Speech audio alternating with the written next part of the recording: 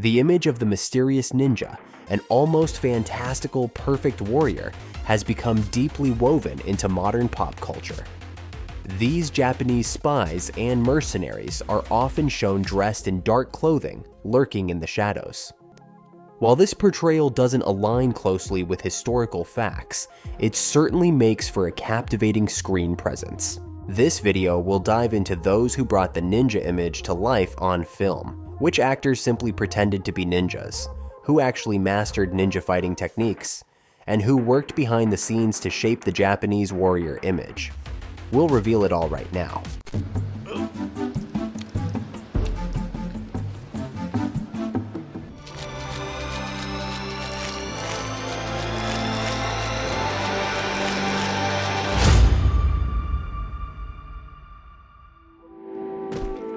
Epic ninjas in films.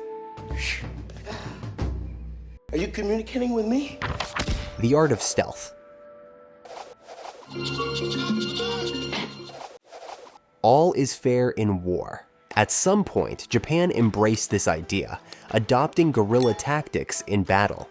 Ninjas, hired by feudal lords for tasks noble samurai would avoid in the 15th century, became legendary for carrying out espionage, sabotage, and infiltration. Ninja warriors in Japan were tasked with gathering intelligence on enemy territory for their lords, requiring them to operate skillfully behind enemy lines, camouflage themselves, and survive in the wilderness. They avoided combat whenever possible to stay alive and deliver valuable information. Fail. Fan out in 3, 2, 1.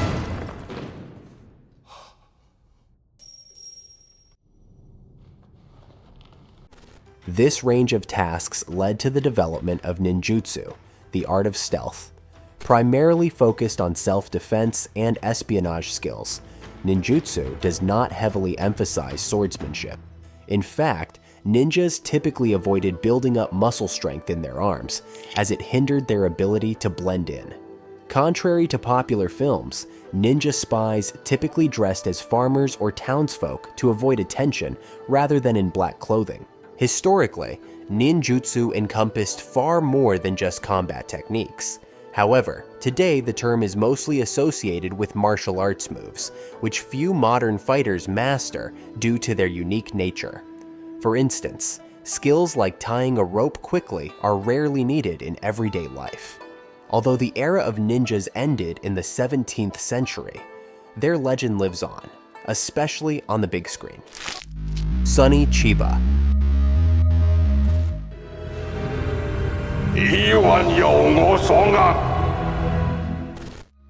Let's begin with Japanese martial arts master Sonny Chiba, born Sadaho Maeda in 1939.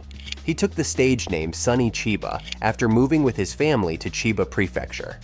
A lifelong sports enthusiast, he trained in gymnastics, track and field, baseball, and volleyball, and easily entered Japan's Nippon Sports Science University, dreaming of competing in the Olympics. However, an injury derailed his athletic ambitions, leading him to martial arts.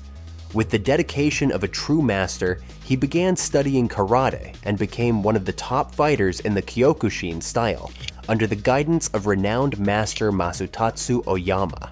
Chiba also mastered judo, kendo, shorinji kempo, and several other martial arts, including ninjutsu. Although he eventually demonstrated ninjutsu skills on screen, he didn't begin his acting career with martial arts films. In his early 20s, he auditioned for various roles and began appearing in serials and crime thrillers. Worldwide fame came in 1974 with The Street Fighter, in which Chiba portrayed a mercenary with such impact and authenticity that he reprised the role twice, earning immense popularity both in Japan and abroad.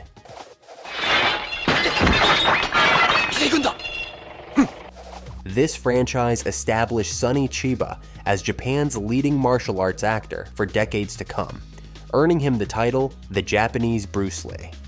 In 1980, Chiba took on multiple ninja roles in the series Shadow Warriors, portraying different historical characters in each season. He later reprised a ninja role in a 2003 continuation of the series, released directly to DVD as New Shadow Warriors. Chiba's portrayal of the character Hattori Hanzo from the first season of Shadow Warriors also caught Quentin Tarantino's attention. Shut up! Get your ass out of here! Leading to a memorable appearance as a descendant of the original Hanzo in Kill Bill. Chiba further explored the ninja theme in other films, such as the 1980 adventure action film Shogun's Ninja, where he also choreographed the fight scenes. The spy fighter theme appeared in other projects, like the 1983 live-action adaptation of the manga and anime Igano Kabamaru, the 1990 TV action film 17 Ninjas, and the 2013 short film about modern ninjutsu fighters, Ninja Theory. With over 150 film credits, Chiba earned numerous awards in Japan. Off-screen, he gained deep respect for his martial arts expertise, teaching as an instructor and choreographing fight scenes for film. In the 1970s, he founded his own training school for aspiring action actors and stunt performers, which would become a major talent hub for Asian action films. This school, now known as Japan Action Enterprise, has had a lasting impact on the industry and continues to produce talent. Sonny Chiba's influence extended well beyond his films, and although he passed away in 2021 due to complications from a virus, his legacy endures. Masaaki Hatsumi. Masaaki Hatsumi was popularizing the ninja image long before it became mainstream. In fact, he played a major role in the Western fascination with these fighters. Born in 1931 in Chiba Prefecture, Japan, Hatsumi was active in theater and sports during his school years, even serving as captain of his soccer team, but his true passion lay in martial arts. During his college years, he continued training and earned a black belt in judo. Hatsumi began passing on his skills by teaching martial arts to American soldiers stationed at a nearby airbase. After university, his martial arts journey continued as he studied kobudo, traditional weaponry, karate, and aikido. The turning point came at age 26, when Hatsumi met Master Toshitsugu Takamatsu, also known as the Mongolian Tiger. Takamatsu took Hatsumi under his wing, and over the next 15 years, Hatsumi studied various ninjutsu techniques with him and his family. After Takamatsu's passing, Hatsumi opened his own school, Bujinkan, or Palace of the Divine Warrior, as a tribute to his teacher. Before founding Bujinkan, Hatsumi also worked with filmmakers as a martial arts consultant. For example, he helped choreograph fights in the 1962 Japanese film Ninja, A Band of Assassins. And in 1967, he consulted on the James Bond film You Only Live Twice. Not only did he advise on ninja culture and combat style, but he also appeared in a small role as a photographer's assistant on a train. Check motor vessel Ningpo. Full details. All recent movements and present whereabouts. You Only Live Twice sparked widespread interest in Japan and the mysterious ninja warriors. Hatsumi continued to bring ninjutsu techniques to a wider audience, serving as stunt coordinator and playing the mentor and father of the main character in a Japanese TV series about a ninja fighting evil demons to save the world. Now 92, Masaaki Hatsumi has spent his life preserving ninja culture through historical research, publishing dozens of books on the subject, and training numerous students at his school. Though some historians have questioned his statements on ninja practices, accusing him of embellishment, Hatsumi has earned global respect. In 1994, he was knighted by the German government. In 2000, he received an International Cultural Award. He was inducted into the U.S. Martial Arts Hall of Fame in 2001, and in 2013, he was included in the Dutch National Hall of Fame. Franco Nero. It looks like the problem has been solved.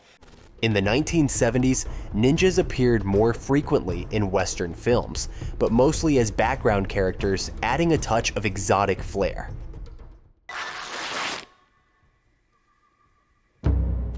For example, in action films like A Force of One and The Octagon, ninjas served as secondary characters, while Chuck Norris's heroes took center stage. All of that changed in 1981 with the release of Enter the Ninja, starring Franco Nero in the lead role. This Italian actor first gained worldwide fame through the spaghetti western Django and had never trained in martial arts. He was focused solely on acting from a young age. Still, Nero was cautious about pursuing an acting career, fearing financial instability, and initially worked as a clerk. But a chance encounter with a film crew shooting Long Live Life in the streets of Milan changed his life when he was offered his first role. Determined to avoid typecasting, Nero accepted a wide variety of projects. So when he was invited to play a ninja in a film already in production, he quickly agreed. Nero played the role of a mercenary who defends a friend and becomes entangled in a war against an army of ninjas led by his old rival from his ninjutsu school. Enter the Ninja became the first Western film to place ninjas at the center of its story. Importantly, it helped shape the now iconic image of the mysterious warrior clad in all black, equipped with deadly gadgets. However, Franco Nero didn't actually learn martial arts for the role. His stunts were performed by Mike Stone, a stuntman, fight choreographer, and the film's screenwriter. Stone was originally cast as the lead, but his lack of acting skills necessitated a last-minute replacement. The film's title was an intentional nod to the earlier martial arts hit Enter the Dragon, intended to attract audiences and boost profits. This strategy paid off, leading to 2 sequels, though without Nero. Instead, the sequels starred our next ninja hero. Nero, meanwhile, continued his acting career, amassing hundreds of roles across a wide range of films and television projects. Notably, he appeared in Die Hard 2 in 1990, in the romantic film Letters to Juliet in 2010, and had a cameo in Quentin Tarantino's Django Unchained in 2012. He remains highly active in cinema and often appears on screen to this day. Sho Kosugi. You must never forget who you are. Shoichi Kosugi was born in Tokyo, and fate didn't initially seem to have a bright future in store for him. As the son of a fisherman growing up in poverty, he was often in poor health. His parents could only afford karate classes at a nearby dojo to help strengthen his immune system. At age 5, Sho began training in martial arts, and by age 7, he had befriended an elderly neighbor named Yamamoto-san, whom others viewed with suspicion. Sho, however, grew close to the quiet old man, who turned out to be a master of ninjutsu. Yamamoto taught Sho not only martial arts, but also how to handle weapons. Then, one day, Yamamoto vanished without a trace, leaving Sho with only his name and the memory of their time together, never knowing if his mentor had been a true ninja or not. As he grew older, Kosugi trained in other martial arts, as well as archery and baseball. By 18, he had won the Japanese Karate Championship, but several failed attempts to enter university left him discouraged and depressed. His older sister encouraged him to try his luck in the United States. The early years in America were challenging, but Sho eventually enrolled at UCLA, where he earned a degree in economics, learned English, and competed in karate tournaments. Kosugi's martial arts skills helped him break into the film industry, something he dreamed of for a long time, but it was his training under the mysterious Yamamoto-san that helped him convincingly portray a ninja. His big break came when he was cast as a background actor in the action film Dance of Death, but the filmmakers were so impressed with his work that they rewrote the script and cast him as the villain, Hasegawa. The film's title was also changed to Enter the Ninja, and, as we mentioned earlier, the lead role was recast as well. Before securing the role of Hasegawa, Kosugi actually played a small role as the Red Ninja in the film. In scenes featuring 2 ninjas by a pond, Sho can be recognized as the one with heavily lined eyes. In the sequel, Revenge of the Ninja, Kosugi took on the lead role of the Black Ninja, Cho, and he played another ninja named Yamada in the 3rd film. Throughout the 1980s and 1990s, he took on about 10 ninja roles, always embodying the calm, ruthless, yet honorable warrior. Among his iconic action films, in addition to Revenge of the Ninja, is Pray for Death, in which he plays a retired ninja drawn into a mafia war. We were watching The Black Ninja again. Why do you watch it, boys, when your mother tell you not to? 'Cause it's the Black Ninja. Everybody watches it. Another notable film is Black Eagle, where he portrays a CIA agent fighting a KGB agent played by Jean-Claude Van Damme. And from the so bad it's good category, there's 9 Deaths of the Ninja. You have been chosen to meet the challenge. An absurdly serious action film where he fights criminals who hijack a bus full of schoolchildren. Kosugi was often critical of other ninja films, noting that many were made by people unfamiliar with ninja culture. Deeply devoted to martial arts, he once remarked that without these skills, he'd just be another slightly taller than average Japanese man. He believes that training should start early. He began teaching his elder son at just 18 months old, while still in diapers. Kosugi, who describes himself as old-fashioned, often laments that the world I love is dead. Today, you can't even carry a sword in public. His film career has long since ended, with his last appearance in 2009's Ninja Assassin, a film close to his heart. Reflecting on his retirement, Kosugi remarked, "I can only play a former ninja now, but I'd rather play no one at all." Sho Kosugi's career has earned him the unofficial title of the ultimate ninja of all time. Now 76, he lives in Tokyo, where he gives lectures. For many years, he ran the Sho Kosugi Institute of Martial Arts and published his first novel, Yin Yang Code, The Drums of Tenkaibo, in 2017. Michael Dudikoff. No way, I'm not going in that water. I don't care who's chasing us. There are leeches and other things in there. I'm not going in there. In the 1980s, when the ninja obsession reached its peak, American actor Michael Dudikoff became one of the Western faces associated with this Japanese art of espionage. Although he had Russian and French-Canadian roots, Dudikoff had no martial arts background. As a teenager, he was passionate about bodybuilding, earning the title of Iron Man twice. Later, he enrolled in university to study child psychology, worked part-time at a youth rehab center, and had a side job at a beachside restaurant. It was there that a fashion magazine editor noticed him, leading Dudikoff to a successful stint as a model. None of these phases involved martial arts until Dudikoff began acting. A photo shoot featuring him caught the attention of a casting agent, launching him into roles in films and television series. In the 1985 film American Ninja, Chuck Norris was originally cast as the lead, but he turned it down. Over 400 actors were considered for the role, including Dudikoff. He fit the desired look, so he was cast despite his lack of martial arts training. Before filming, Dudikoff underwent training with karate champion and fight choreographer Mike Stone, the same martial artist who was replaced by Franco Nero in Enter the Ninja. Thanks to his natural athleticism, Dudikoff quickly adapted, later going on to learn karate, aikido, judo, and Brazilian jiu-jitsu.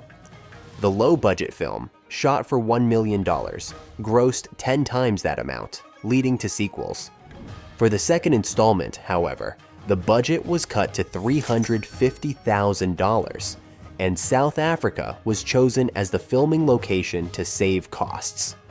While the sequel veered away from traditional ninja culture, it still achieved box office success, earning $4 million. Dudikoff declined to star in the third installment, but returned for the fourth, though by then, the script had taken a turn toward absurdity. These later films were poorly received and criticized, but the franchise lived on, even with a fifth film, though it had little in common with the original, aside from the title. Despite the decline of the series, the first and second films have withstood the test of time, with straightforward yet action-packed plots, well-choreographed fight scenes, and memorable lines. And Curtis Jackson is man enough to admit when he's wrong. Joe's all right, right? Michael Dudikoff became a symbol of ninja culture to Western audiences, despite having no genuine connection to it. Aside from American Ninja, Dudikoff appeared in numerous action films, but in the early 2000s, he stepped away from acting to focus on his hobby of home design. He began buying, restoring, and selling old houses for a profit. After a decade, he returned to acting, but his recent projects have struggled to gain traction. Mike Stone. It's time to talk about Mike Stone, who has already been mentioned a few times. Born in Hawaii, he was captivated by Japanese culture from a young age. Many of his friends in elementary and high school were Japanese, which allowed Stone to learn about the customs, values, and even the language of Japan.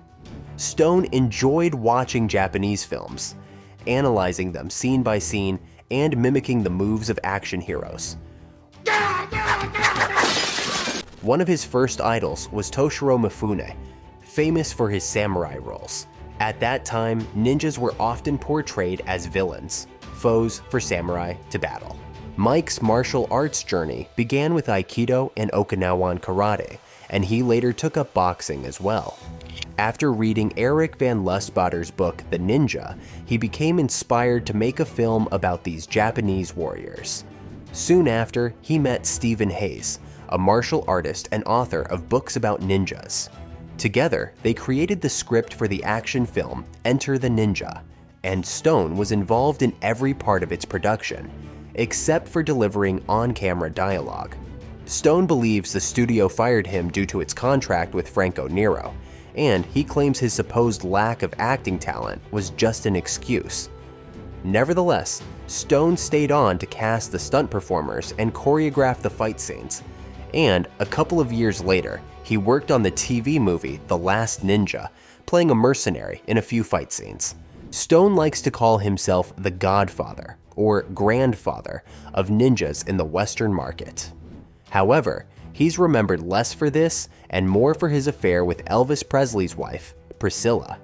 She had been taking martial arts lessons with Chuck Norris, who sometimes had Stone fill in for him. Their relationship eventually turned romantic, contributing to Priscilla and Elvis's separation in February 1972, and their divorce in 1973. Stone and Priscilla's romance didn't last either, especially after he sold their story to a tabloid under the headline, How I Stole Elvis Presley's Wife. Stone also later dated Michelle Pfeiffer, one of his students when she was training in martial arts for a role.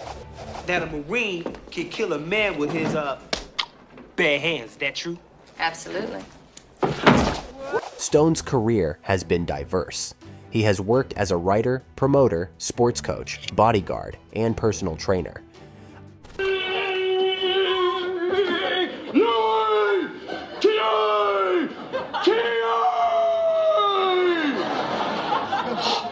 Eventually, he developed a workshop series called Live Your Dream Now, focusing on 4 main aspects of life: love, energy, time, and money. In his free time, Stone enjoys poetry, art, music, dog training, tennis, and golf. Lucinda Dickey. Got this to kill the cop with or something?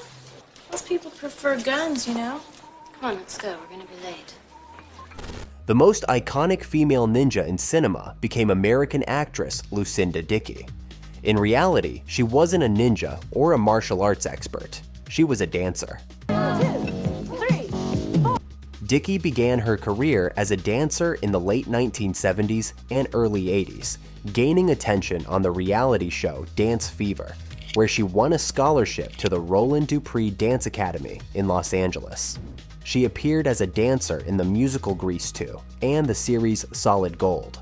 Dickey landed the lead role in the fantasy action film Ninja 3: The Domination, released in 1984, which combined action, mysticism, and romance. She played an aerobics instructor possessed by the vengeful spirit of a ninja slain by the police, who uses her body to exact revenge. Despite her lack of martial arts experience, her dance and gymnastics training helped her perform the role, especially since the movie had strong similarities to the popular film Flashdance, where the heroine works a blue-collar job by day and pursues her passion for dance by night.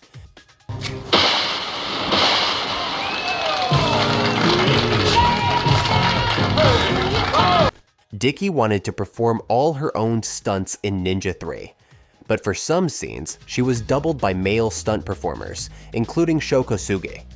The short one-week time frame she had to learn martial arts left her feeling unprepared, though she did take special lessons to climb telephone poles, which she managed herself in the film.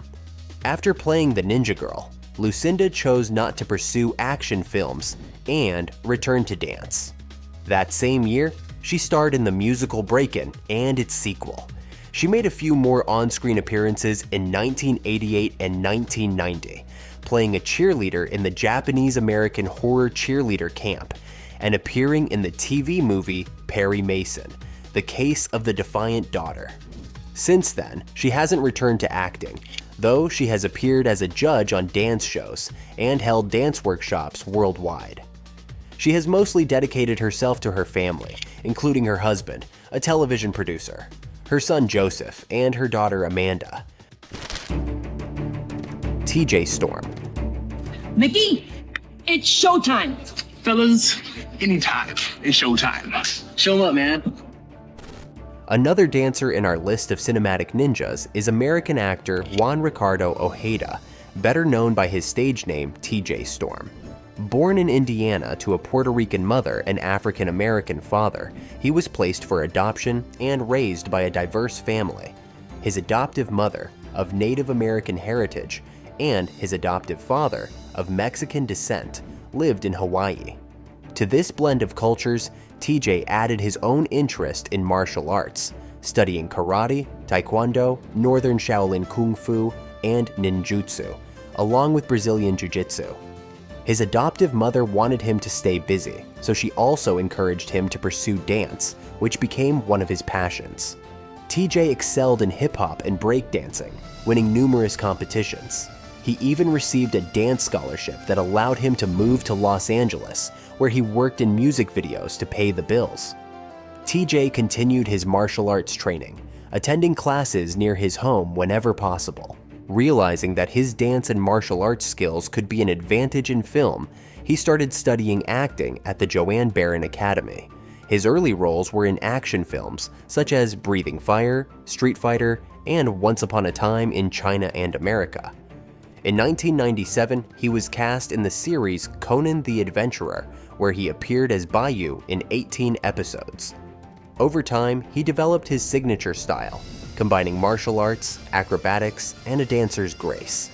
The ninja theme entered his filmography somewhat unexpectedly in the 2000s. In 2005, he appeared in the straight-to-DVD comedy thriller Death to the Supermodels. The plot follows an ambitious young magazine editor named Tiffany, who organizes a spectacular photo shoot on a deserted island to boost ratings. However, the models and photographers soon find themselves hunted by a ninja, a role played by TJ Storm. His second film with ninja characters, When the Cobra Strikes, came out in 2012. While the ninja presence in this action film was secondary, Storm showcased a range of his martial arts skills. Beyond film, TJ frequently lends his voice to video games and works as a mocap actor, using motion capture technology for various character movements. We'll continue our exploration of ninjas in cinema in part 2.